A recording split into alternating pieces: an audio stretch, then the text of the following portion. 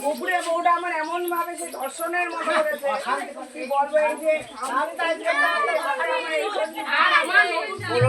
হবে